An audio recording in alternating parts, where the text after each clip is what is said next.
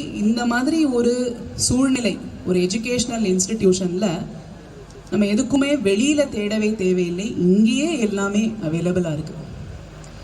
அது எல்லா விதமான growth, ஃபிசிக்கல் growthக்கு மேடம் சொன்னாங்க, இந்த மாதிரி யோகா இருக்கு, பிராணாயாமம் இருக்கு.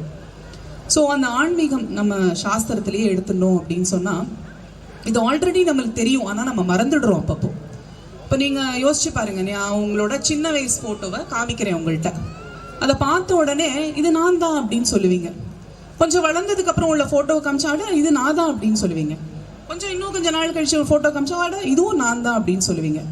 அப்போ உருவம் கம்ப்ளீட்டாக மாறி இருக்கு. அந்த சின்ன வயசு உருவத்துக்கும் இப்போக்கும் சம்பந்தம் இல்லை.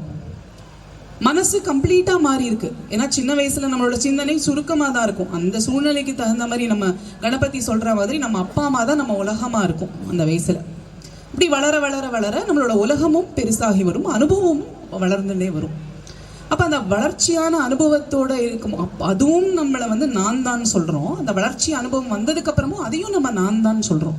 அப்படின்னாலே ஏதோ ஒன்று மாறாம இருந்திருக்கு அப்படின்னு அர்த்தம். சின்ன வயசுலேருந்தே நம்ம குட்டியா இருக்கும் போது இப்போ பெருசா இருக்கும் போதும் அது ஏதோ ஒரு விஷயம் அது மாறவில்லை அப்படிங்கிறது நம்மளுக்கு ஆல்ரெடி நம்ம அனுபவத்தில் இருக்கு.